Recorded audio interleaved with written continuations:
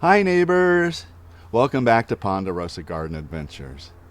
I'm Mark, and today I'm back out in the nursery.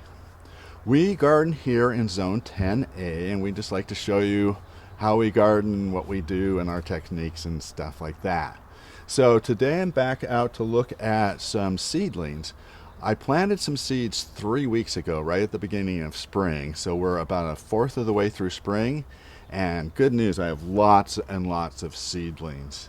We've got marigolds, African violets, lupin, and zinnia. We've got some tomatoes, peppers, and some cucumbers, and so forth. So I want to give you a closer look, zoom in, and see what's going on. I'll also show you the seedlings that I planted a week ago, which I bought. We bought some seedlings because we were a little behind on the planting, so I'll show you the progress on those as well.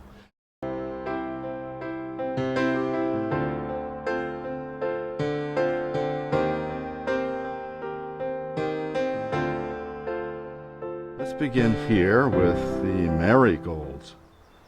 So this is the one with the most success so far. On the top here I have, these are French double, and you can see some of these are almost ready to transplant. They've got their second set of leaves, third set of leaves going on, and it looks like almost every one of the seeds germinated. However, here in this half I put Bolero, and it looks like none of those seeds have come up yet, and I don't know why. So is it the seed pack? Was it just a bad batch, or is it just going to take longer? I don't know.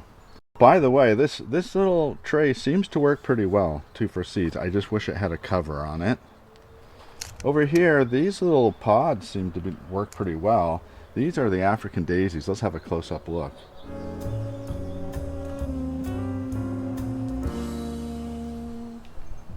As you can see, it looks like almost every seed has germinated. There's one or two at least in every pot, except that one. Oh, that one's coming up though. You can see one's coming up right there. So there will be a seed, there will be a plant in every pot. So really good success here, really good success over here. There's two in that one, and at least one in every pot. So the African daisies are coming along great. This is a mix, so there will be all different colors. And we have something like 20 little plants growing, so that's exciting. And then over here we had a lot of success in this one too, but just like with the marigolds, I have lots and lots of these zinnia. Let's have a close look at those. Quite a few of them, so a lot of success with the germination there.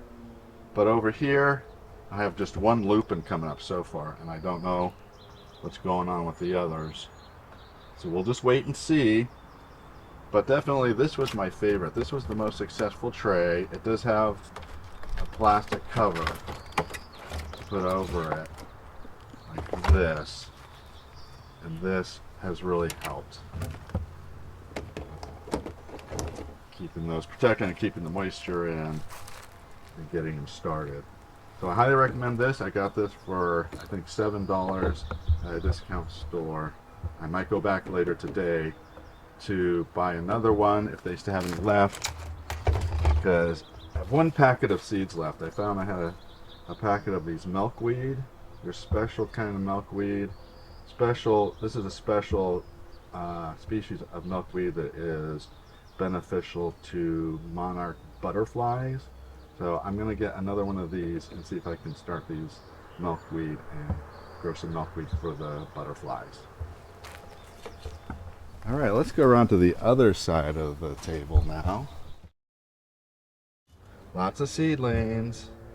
So here we have, these are little bush cherry tomatoes. So these will be fun. We'll get we'll get one harvest of cherry tomatoes off of each one of those. Nothing of, wait, I do, oh my gosh, the Oregon Spring. So we have an Oregon Spring that's supposed to be a fast growing tomato right there. We have one of those growing up. Looks like we have 3 here and 1 here of the bush cherry.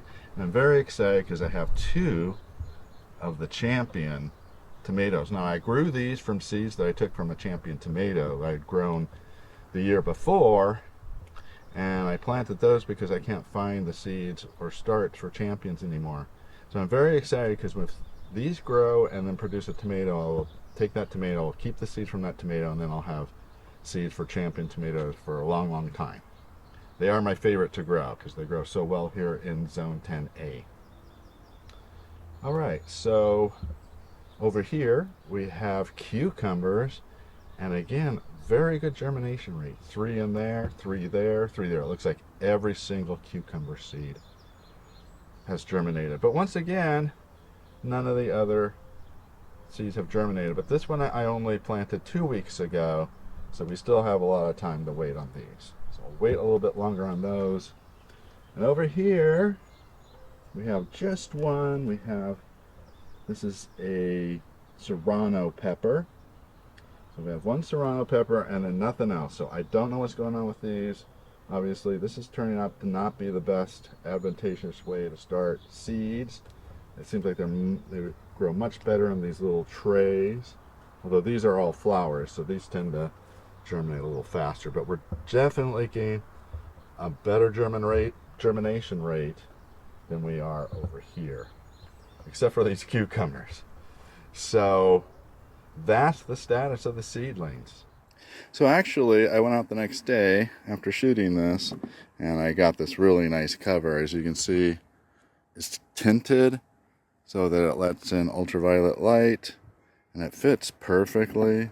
It's tall enough to allow for the stakes, the little labels, and it has vents on the top, so it looks like it's a little steamy there. I'm going to open the vents just a bit, halfway, and just let that air out. But as you can see, it keeps the humidity in and keeps it warm in there, and it helps trap the light and the heat. So if this works out, which it looks like it's working, I'll get one for each of these trays as well, but they're fairly expensive. This was $8, so that's a lot for domes for these. But if it works, if it helps them germinate, then it's probably worth it. And I can reuse these year after year. They're pretty sturdy. All right, we're going to head over to the pumpkin arch and see how the seedlings are doing over there.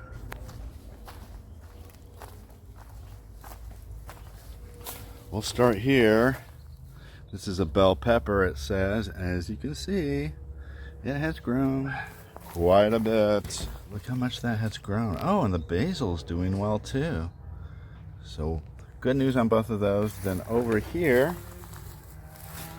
is that tomato, and that is a Sweet 100 cherry tomato, and we see we've got some blossoms already. It has grown quite a bit since we first planted that a week ago. No news on the beans, but again, beans can take a really long time, so that's to be expected. It could take a month for those to come up. All right, and then over here, walking over here, we have, look at that. That's a jalapeno down there. It seems to be doing just fine. It looks very healthy. There is broccoli right next to it that's borrowing the cage, so that's fine. And again, nothing from the pumpkins, but I wouldn't expect that. I'm expecting the pumpkins will take a few weeks to come up. And of course, we took all the peas out, so looks nice and neat in there.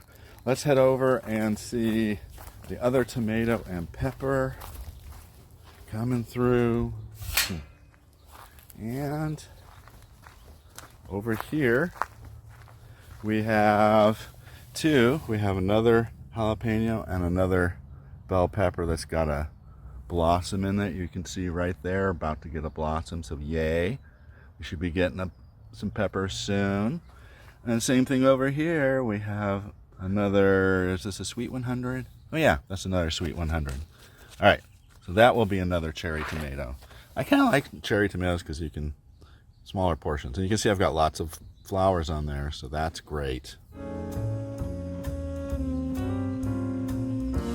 So, and let's head over and see. I had one beefsteak right over here in Corfu. Well, there it is.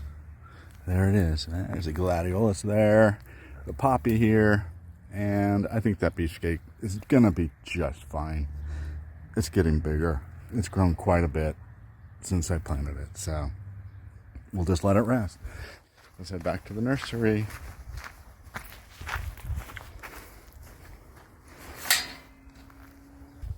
And back to the nursery.